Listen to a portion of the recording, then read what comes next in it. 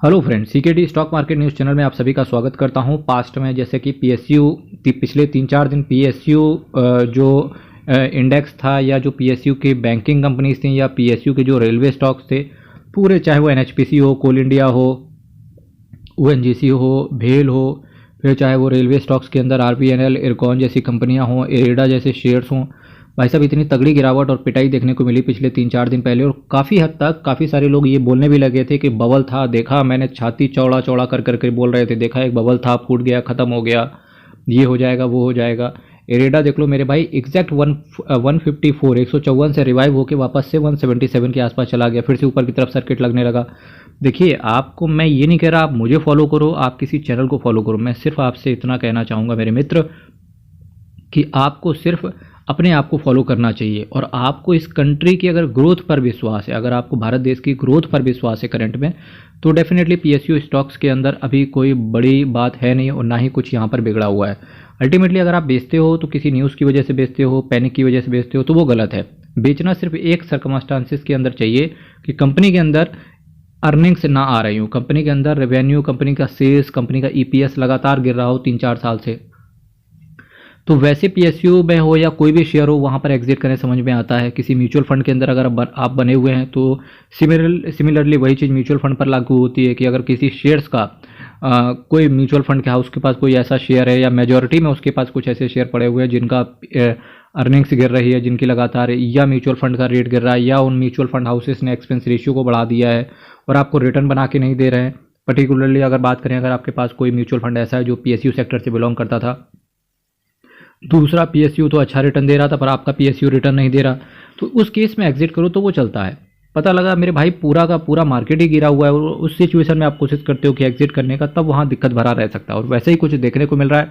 3 दिन में वापस से सारी चीज़ें रिवाइव हो गई। जिनका म्यूचुअल फंड्स नेगेटिव में था, होप्स हो कि अब वो धीरे धीरे पॉजिटिव में आ ही रहे होंगे।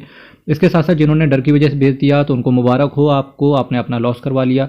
मेरे मित्र, शेयर मार्केट आपको खरीदने का मौका ऐसे नहीं देगा कि आओ बेटा खरीद लो आके हमको, ना, वो किसी ना किसी न्यूज़ की वजह से शेयर मार्केट गिरता है। वहाँ पर आपको अपनी तरफ से एक स्ट्रेटेजी और अपना थोड़ा सा दिल मजबूत करना पड़ेगा कि आपको या तो एसआईपी करें या लमसम करें, एक धीरे धीरे आगे करके, ठीक है। तो इसी तरीके से इन्वेस्ट करें। जब मार्केट गिरे तो वहाँ पर खरीदने की चेष्टा करें, जब मार्केट ऊपर जाए तो चुपचाप बैठ के मार्केट को देखो।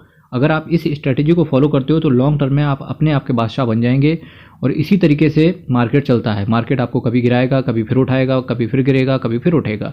पर जो लॉन्ग टर्म में इन्वेस्टर होते हैं वो हमेशा ही जीतते हैं, क्योंकि शॉर्ट टर्म में जो नॉइजेज होते हैं वो लॉन्ग टर्म में अल्टीमेटली खत्म हो जाती हैं और लॉन्ग टर्म में सिर्फ आपको रिटर्न देखने को मिलता है, ठीक है। ऐसे ही काफ़ी सारे लोगों को डाउट आता है कि एनएफओ आया है किसी एनर्जी म्यूचुअल फंड का या किसी भी XYZ का एनएफओ आया है तो उस पर रिव्यू कीजिए। एनएफओ पर मैं रिव्यू नहीं करता हूं, क्योंकि अगर मैं फ्यूचर के डेटा की बात करूं तो एनएफओ के अंदर हमारे पास फ्यूचर का डेटा होता नहीं है। अगर पास्ट डेटा की बात करेंगे तो अभी म्यूचुअल फंड लॉन्च ही नहीं हुआ है तो पास्ट का भी हमारे पास डेटा नहीं है। अगर प्रेजेंट में बात करते हैं, केवल हमारे पास एक ऑप्शन होता है, एक थीम बता दी जाती है कि इस थीम का म्यूचुअल फंड आ रहा है, उसके साथ साथ कुछ फंड मैनेजर्स बता दिए जाते हैं, दैट्स इट। और एनएबी प्री डिसाइडेड होती है कि 10 रुपए की एनएबी होगी, ठीक है। तो इस सिचुएशन पे मैं कुछ कह नहीं सकता, इसी वजह से मैं एनएफओ से दूर रहने की भी सलाह देता हूँ। एक बार क्या है, सिंपल है, एनएफओ को लॉन्च हो जाने दो, उसके बाद उसका रिटर्न देख लो 3-4 महीने, और उसके बाद अगर आप एंट्री करने की कोशिश करेंगे तो फिर वो ज़्यादा बेहतरीन रहता है। फिर भी कुछ चीज़ें आपको देख लेनी चाहिए। एग्जाम्पल के तौर पर गवर्नमेंट का फोकस देखना चाहिए किस एरिया पर है, थोड़ा सा आपको इकोनॉमिक्स पर फोकस करना पड़ेगा। अब जैसे एनर्जी का अगर कोई एनएफओ आ रहा है तो सिंपल सी बात है, आप देखो क्या गवर्नमेंट का जो इनटेक है क्या वो एनर्जी के ऊपर है। अगर ऐसा है तो गवर्नमेंट की पॉलिसीज़ की वजह से वो म्यूचुअल फंड चलेगा, यानी कि गवर्नमेंट की पॉलिसीज़ की वजह से वो शेयर्स आगे बढ़ेंगे, ठीक है। इंफ्रास्ट्रक्चर को देखो, अगर कोई इंफ्रास्ट्रक्चर थीम कैटेगरी का आ रहा है या कोई टेक्नोलॉजी का एनएफओ आ रहा है तो देखो क्या गवर्नमेंट का भरोसा है कि इंफ्रास्ट्रक्चर के अंदर बहुत ज़्यादा खर्चा करेंगे। अगर ऐसा है तो वो म्यूचुअल फंड्स आगे बढ़ेंगे। अगर गवर्नमेंट का चेंजेस आते हैं या गवर्नमेंट का बिल्कुल भी इनटेक नहीं है कि हम इंफ्रास्ट्रक्चर पे जोड़ देंगे या हम एनर्जी पे जोड़ देंगे, तो उस सिचुएशन में क्या होता है कि ये जो एनर्जी से रिलेटेड म्यूचुअल फंड्स हों या शेयर हों, जो इंफ्रास्ट्रक्चर से रिलेटेड चाहे शेयर्स हों या म्यूचुअल फंड हो, ये गिरावट देखने को मिलती है। सिंपल सी बात है मेरे भाई, चाहे एनर्जी हो चाहे इंफ्रास्ट्रक्चर हो, ये 2 कैटेगरीज ऐसी हैं जहाँ पर ना तो कंपनी को मार्जिन मिलते हैं, ना ही रेवेन्यू ढंग का आता है। यानी कि 2 नंबर की इनकम सबसे ज़्यादा कंपनीज को इन्हीं 2 धंधों से होती थी पास्ट में। अभी ट्रांसपेरेंसी बहुत ज़्यादा आ चुकी है, इसकी वजह से जो ऑडिटिंग है वो भी बहुत ज़्यादा हालत ऑडिटिंग की सुधरी है। साथ ही साथ गवर्नमेंट की जो पॉलिसीज़ हैं, मैनेजमेंट के अंदर बदलाव हैं, कानून के अंदर जो बदलाव किए गए हैं, कंपनीज एक्ट के अंदर जो थोड़ा सा टाइट किया गया है मामला, तो इन सारी चीज़ों से गवर्नमेंट का इंटेक भी एनर्जी से रिलेटेड बहुत ज़्यादा है, इन्वेस्टमेंट भी एनर्जी से रिलेटेड बहुत ज़्यादा किए जा रहे हैं। तो आने वाले समय में एनर्जी सेक्टर अच्छा बूम कर सकता है, पर वो आप अपनी तरफ से देखना कि आपको भी क्या ऐसा ही लग रहा है। अगर ऐसा लग रहा है तो डेफिनेटली आप चले जाओ किसी भी म्यूचुअल फंड के अंदर, कोई दिक्कत भरी बात है नहीं। आज मैंने आपके सामने यहाँ पर रिव्यू देने के लिए आया हूँ पराग पारेख के फ्लेक्सी कैप कैटेगरी के म्यूचुअल फंड का। नेट एसेट वैल्यू की बात करेंगे 74 रुपये का है, एक साल में रिटर्न की बात करेंगे 40% का CAGR है, मैक्सिमम देखो 20% का CAGR है।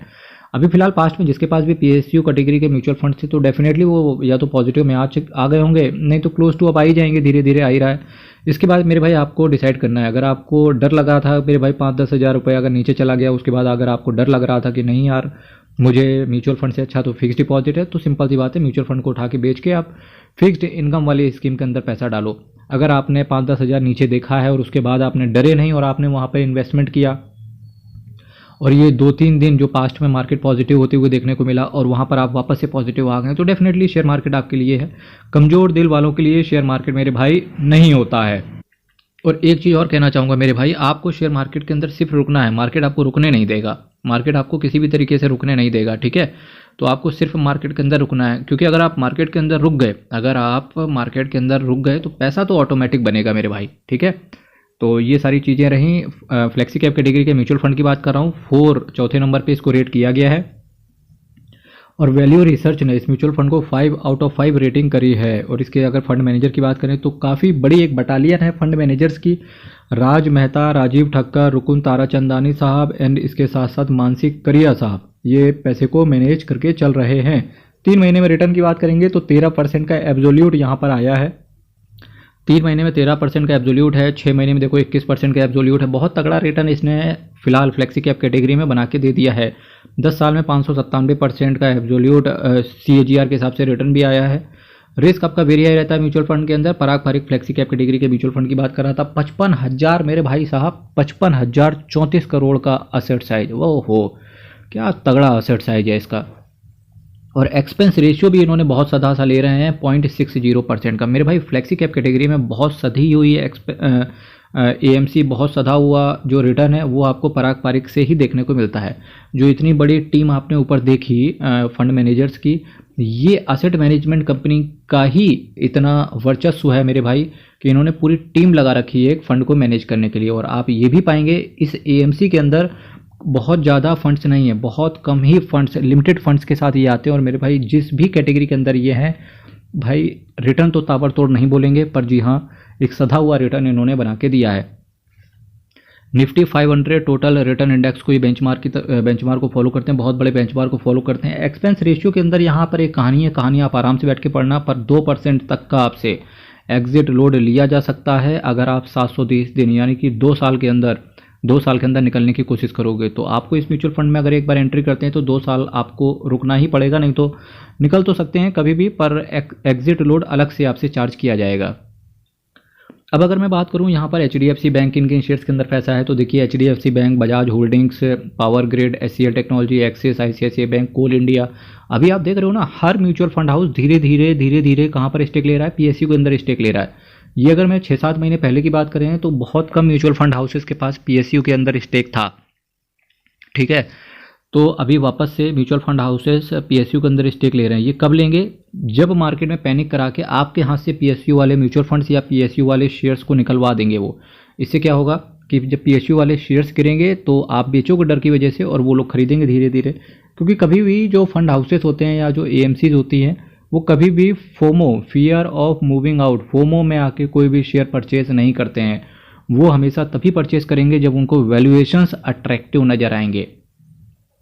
और किसी भी शेयर के वैल्यूएशंस अट्रैक्ट तभी आते हैं जब उस शेयर के प्राइस में डिक्लाइन आना स्टार्ट हो जाता है, रादर देन कि उसकी अर्निंग पॉजिटिव होनी चाहिए। कोल इंडिया है, मारुति सुजुकी है, ITC, माइक्रोसॉफ्ट US के अंदर भी पैसा लगा हुआ है, इनका अल्फाबेट इनकॉर्पोरेशन में भी पैसा है। ये गवर्नमेंट US के अंदर भी इस साल इलेक्शन है, तो अगर यूएस के अंदर सेम गवर्नमेंट चेंज होती है और जो बाइडेन रिप्लेस होकर के अगर डोनाल्ड ट्रंप वापस से आते हैं तो डेफिनेटली ऐसा लगता है कि यूएस के अंदर भी इंडिया जैसी तेज़ी देखने को मिलेगी और तब ये शेयर भी अच्छा रिटर्न बना के देंगे। माइक्रोसॉफ्ट हो, अल्फ़ाबेट इनकॉर्पोरेशन, गूगल है मेरे भाई, ये मेटा हो गया जिसे आप फेसबुक नाम से जानते हो, अमेजॉन हो गया, Kotak Mahindra bank, Motilal Oswal, NMDC limited, Balkrishna industries, multi commodity exchange, CDSL, Infosys, Indian energy exchange, IEX, Zydus life science, Cipla, doctor Reddy's lab, Ipca laboratory, Oracle financial, UTI, AMC, Indraprastha gas, ICRA, national, NABARD हो गया, ठीक है। इसके साथ साथ Punjab national bank, NMDC steel, state bank of India, Maharashtra scooters, EID Parry, bank of Baroda, Axis bank, एक्लिया solutions, reserve bank of India के कुछ बॉन्ड्स वगैरह भी बहुत थोड़े से हैं, इनके पास 0.01% है। United Spirit, Tata Motors, HDFC Life Insurance, Tech Mahindra, Bharat Petroleum, Canara Bank, Biocon, Larsen and Toubro, Reliance Industries, Bajaj Finance Limited. ये कुछ शेयर हैं जहां इन्वेस्टर्स का पैसा पड़ा हुआ है। अगर आप Parag Parikh flexi cap mutual fund अगर आपको अच्छा लगा हो तो तालियां भले ही ना बजाना, चैनल को सब्सक्राइब जरूर कर लीजिएगा।